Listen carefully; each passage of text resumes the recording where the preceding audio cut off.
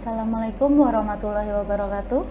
Sahabat religi kantor Kementerian Agama Kabupaten Bantul dimanapun berada, puji syukur kehadirat Tuhan Yang Maha Esa karena pada sore hari ini kita dapat bergabung melalui channel YouTube Kementerian Agama Bantul pada acara talk show Ramadan 1444 Hijriah, Kerukunan Umat untuk Indonesia Hebat.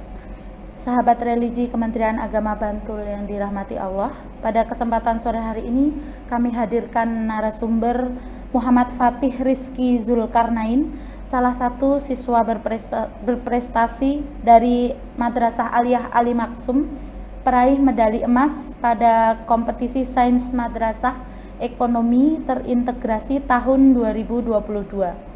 Pada kali ini akan menyampaikan topik tetap berprestasi di era globalisasi. Selamat sore Fatih. Selamat sore Mbak. Selamat sore. Apa motivasi Fatih untuk menjadi siswa berprestasi? Apa motivasi saya untuk tetap berprestasi meski di terjangan era globalisasi yang sekarang ini? Dimana godaan-godaan sekarang ini banyak, apalagi dari HP. Sekarang anak-anak muda pasti apa-apa megang HP. Main game, FF, PUBG, kalau tahu TikTok, nonton TikTok, scroll-scroll, gak jelas, YouTube. Nah, terus kenapa saya nyibuin diri buat ikut lomba-lomba kayak gitu, nyempetin waktu buat belajar, kan capek belajar untuk nyiapin kayak gitu. Nah, jadi seperti yang udah kita ketahui bahwasanya kita sudah memasuki era globalisasi, di mana di era globalisasi ini itu batas-batas antar negara itu sudah nggak ada lagi. Di era globalisasi ini itu perkembangan, kemajuan, peradaban, teknologi, dan ilmu pengetahuan itu semakin bertambah pesat.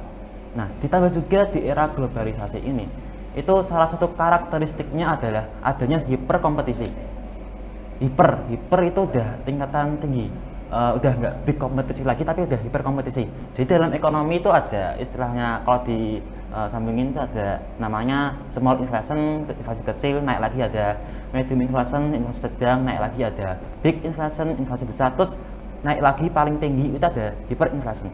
Jadi sekarang kita ada dalam kondisi hyperinflation, hiperkompetisi.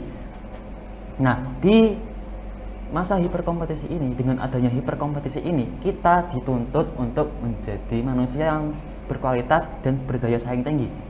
Nah, di dunia sekarang seperti ini, jika kita tidak memiliki kecerdasan ruhaniah dan keterampilan filosofis, berarti kita salah arah. Jika kita tidak berilmu dan memiliki keterampilan hidup dasar, berarti kita menganggur dan tersisihkan. Jika kita tidak super motivatif dan tidak memiliki kebiasaan positif, berarti kita kehilangan peluang emas. Jika kita tidak terampil belajar dan berpikir, berarti kita tersingkir. Jika kita tidak kreatif dan tidak cerdas, berarti kita tergilas. Jika kita tidak memiliki tim dan tidak bisa mengembangkan jaringan, berarti kita dikalahkan. Jika kita tidak profesional dan berkualitas, berarti kita dijauhi dari musuhi. Jika kita tidak berkualitas dan memiliki cita-cita juga, berarti kita diabaikan. Jika kita tidak melayani dan memberikan kepuasan, berarti kita mengecewakan. Dan jika kita tidak terdidik dan memberdayakan, berarti kita tidak dihargai. Oleh karena itu, maka di abad era milenium sekarang ini, di mana tantangan global dan persaingan itu semakin dahsyat dan juga kehidupan semakin sulit, maka dituntutlah, diperlukannya untuk mempersiapkan manusia-manusia yang siap untuk menghadapi tantangan tersebut. Nah, salah satu kuncinya itu ada di pendidikan. Nah, ada ungkapan education is the key to success no matter what color we are. Pendidikan adalah kunci untuk sukses. Tidak peduli kita ras apa, tidak peduli kita golongan apa, tidak peduli kita dari mana, dan tidak peduli kita agama apa. With education, with investing education today, we can cut welfare in the future. Dengan menginvestasikan edukasi, pendidikan di hari ini, kita bisa menciptakan kesejahteraan di masa depan. Nah, jadi kuncinya negara itu untuk bisa maju, salah satunya adalah dengan memajukan sistem pendidikannya. Nah, itu yang menurut saya masih kurang di Indonesia. Dimana di Indonesia ini menurut saya pendidikannya tuh masih belum efektif, masih belum optimal. Buktinya apa? Buktinya di Indonesia ini sekarang masih kekurangan sumber daya manusia yang berkualitas. Nah, jika masalah ini tidak segera diselesaikan, tidak segera cepat-cepat dibereskan, maka kesempatan Indonesia untuk menjadi negara maju akan semakin mengecil, semakin bertambah lama. Nah, lebih mirisnya lagi, seperti yang kita ketahui bahwasanya Indonesia itu mayoritas penduduknya beragama Islam. Bahkan negara dengan penduduk Islam terbesar di dunia itu adalah negara kita, Indonesia. Nah, di Islam itu sendiri kan diajarkan ajaran-ajaran Islam itu untuk membuat umatnya itu kuat. Ajaran Islam itu mengajarkan kita untuk menjadi umat yang kuat. Nah, tapi apakah bisa ajaran-ajaran Islam itu membawa kita kepada kemajuan? Padahal seperti yang kita sudah ketahui, ajaran-ajaran Islam itu bersifat universal. Jadi dimanapun dan kapanpun itu ajaran Islam bisa diterapkan. Jadi apapun masalahnya, apapun persoalannya, itu solusinya ada di ajaran Islam. Begitu juga jika kita ingin maju, maka solusinya juga ada di ajaran Islam. Tapi kenyataannya negara-negara yang mayoritas penduduknya non-muslim itu malah lebih maju daripada negara-negara muslim. Jadi apakah benar ajaran Islam itu bisa membawa kita kepada kemajuan? Nah, yang salah itu bukan di agamanya, bukan di ajarannya, tapi yang salah itu ada di orang-orangnya sendiri, di pemeluknya sendiri. Islam itu tidak mengajarkan kita untuk menjadi umat yang terbelakang. Justru Islam itu mengajarkan kita untuk menjadi umat yang kuat, umat yang lebih maju. Nah, dalam sebuah hadis itu yang berbunyi gini, nggak apa? Nah, enggak. An Abi Hurairah qala Rasulullah sallallahu alaihi wasallam. Dari Abi Hurairah berkata, Nabi sallallahu alaihi wasallam bersabda, al-mu'minu al-qawiyyu khairun wa ahabbu ilallahi minal mu'minin dha'ifi wa fi kulli khairun. Mukmin yang kuat itu lebih baik daripada mukmin yang lemah. Dan dalam segala hal dia selalu mengerjakan yang terbaik. Wa fi kulli ihris ala ma yanfa'uka wasta'in billahi wa la ta'jaz. Raihlah apa yang dapat memberi manfaat bagimu dan mintalah pertolongan pada Allah, jangan lemah. Wa in asabaka syai'un falatakul law anni fa'altu kana kada wa kada walakin qul qadrullahi wa ma syaa fa'ala fa inna law taftahu amal syaitan. Kalau Anda mendapatkan suatu persoalan masalah, jangan berkata engkau begini pasti begini dan begitu, jika begini pasti begini, jika begitu pasti begitu. Tapi katakanlah Allah memberi pertolongan, pasti memberi pertolongan kepada hambanya. Jadi semua yang terjadi itu adalah kehendak Allah. Dan sesungguhnya apa pengandaian itu adalah perbuatan setan. Jadi seperti itu. Oke. Nah, kemudian Iya. lanjutin. Iya, lanjut. Nah, itulah yang salah. Jadi ajaran kita, agama Islam itu tidak mengajarkan kita untuk menjadi umat yang lemah. Kita malah justru untuk diajarkan untuk menjadi umat yang kuat, lebih maju. Nah, yang salah itu bukan ajarannya, yang salah itu di orang-orangnya sendiri, di pemeluk agamanya sendiri. Nah, ini yang kebanyakan pemeluk Islam itu nggak sadar mengenai hal ini. Jadi kita kalau dilihat aja dari masa lalu. Jadi dulu Islam itu pernah mengalami masa kejayaannya, yaitu pada masa dinasti Abbasiyah. Di mana pada saat itu peradaban dunia itu pusatnya ada di Islam. Pusat peradaban teknologi, pusat peradaban ilmu pengetahuan itu pada waktu itu ada di Islam, yaitu tepatnya di Baghdad. Oke, bagus sekali. Tapi kita ada jeda sebentar ya. Nanti kita lanjutkan lagi.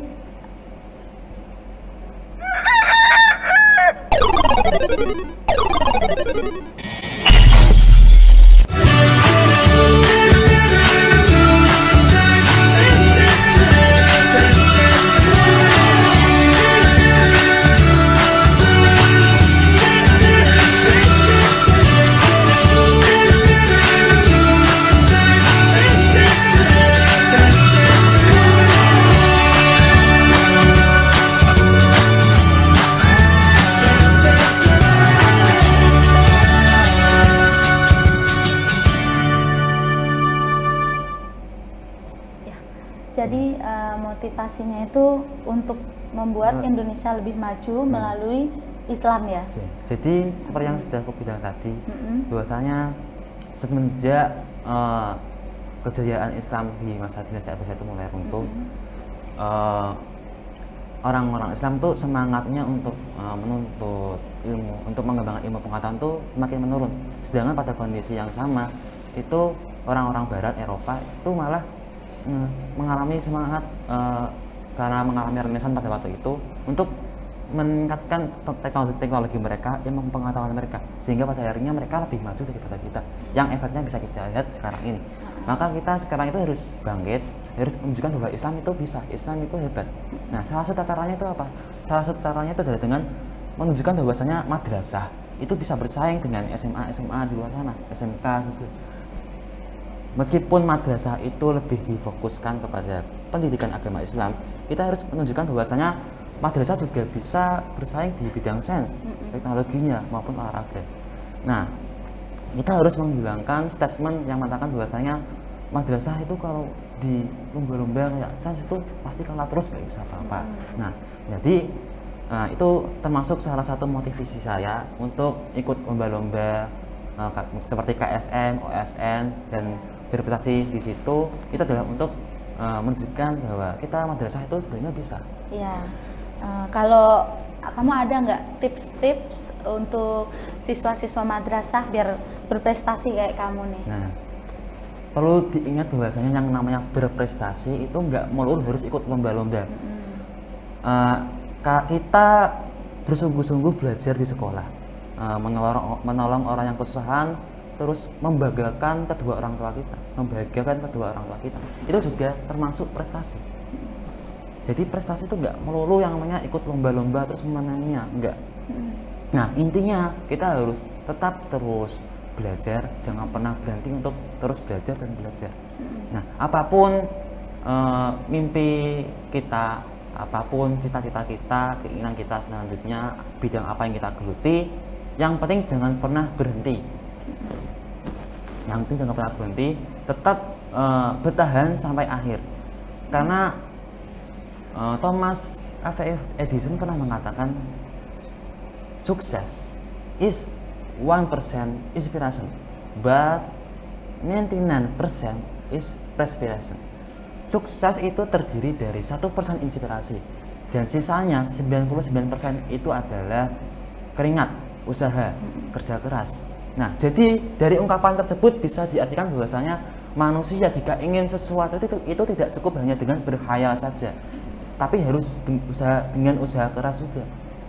Misalkan seorang anak murid itu ingin mendapatkan nilai 9 di bidang matematikanya, pelajaran matematika, maka dia tidak cukup hanya dengan terinspirasi untuk mendapatkan nilai 9 itu, tapi juga harus berusaha keras dengan menambah waktu belajarnya. Nah, jadi kita juga ketika ingin mencapai sesuatu itu juga harus bisa bertahan menghadapi rintangan-rintangannya. Ketika belajar misalkan, itu harus mampu menghadapi rasa malas, menghadapi mungkin kita nggak punya buku-buku pelajarannya, mungkin juga guru-guru itu susah untuk ditemui kita ingin tanya sesuatu atau ada masalah lain. Nah, tapi masalah yang lebih penting adalah gimana caranya agar kita mengatasi rasa kegagalan nantinya yang mungkin ada, yang tentu itu sangat mengecewakan. Nah, makanya kita harus bisa mengubah kegagalan itu menjadi sebuah celah, sebuah harapan untuk kita bisa sukses ke depannya.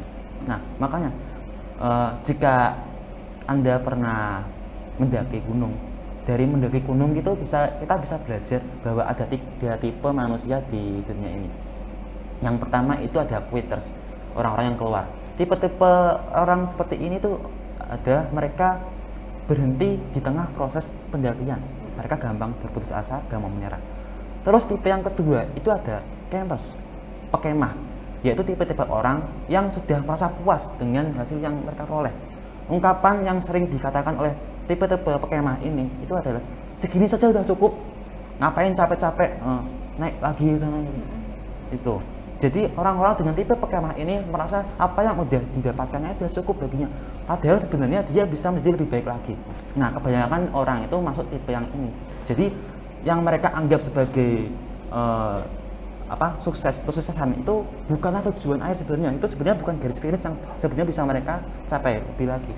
Nah, makanya orang-orang tipe pekemah ini sebenarnya kemampuan mereka itu tidak bisa dioptimalkan dan tidak teraktualisasikan dengan sebenarnya kemampuan mereka itu apa.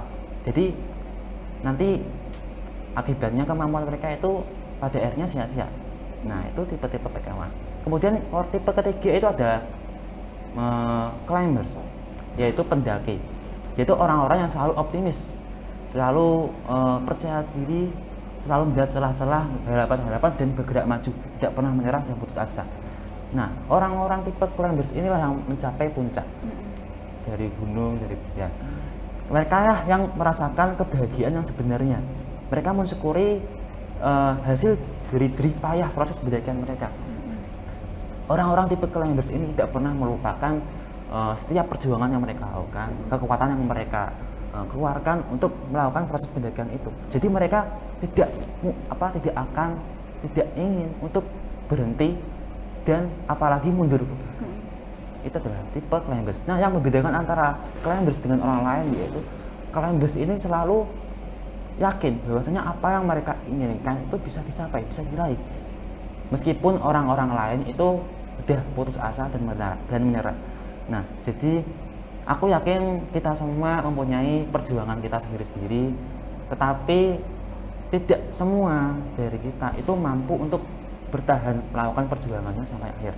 Jadi intinya kita harus bisa bertahan apapun perjuangan kita harus mampu bertahan sampai akhir, karena itu adalah kunci dari kesuksesan. Jadi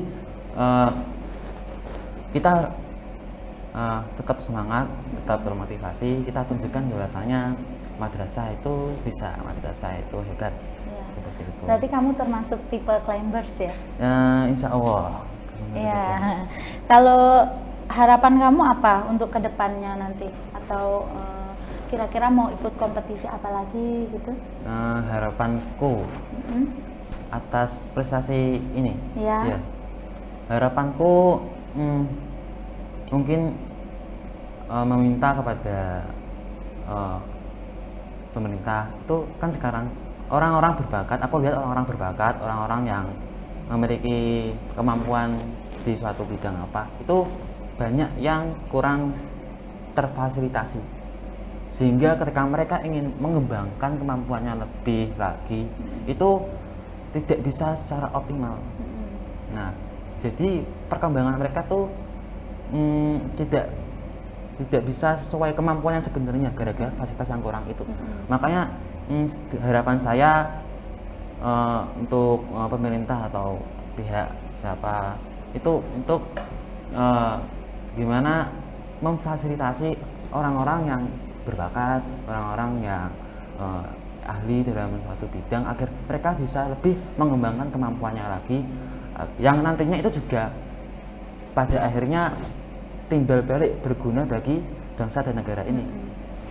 Oke, berarti intinya nanti kamu ingin ya difasilitasi pemerintah bagaimana kedepannya nanti bisa memajukan bangsa Indonesia gitu ya. Kurang lebih seperti itu. Oke. Super sekali ya Fatih ini dalam perjalanannya menuju menjadi siswa yang berprestasi ini. Untuk mempertahankannya juga sulit ya. Iya. Semoga nanti Fatih mendapatkan apa yang diinginkan ya, dan pemerintah bisa lihat ya podcast ini nanti ke depannya supaya dapat fasilitas yang lebih lagi ya dari pemerintah. Oke. Sahabat religi Kementerian Agama Kabupaten Bantul yang dirahmati Allah, demikian siaran sore ini, semoga bermanfaat, semoga dapat menginspirasi seluruh siswa madrasah untuk lebih maju lagi ya.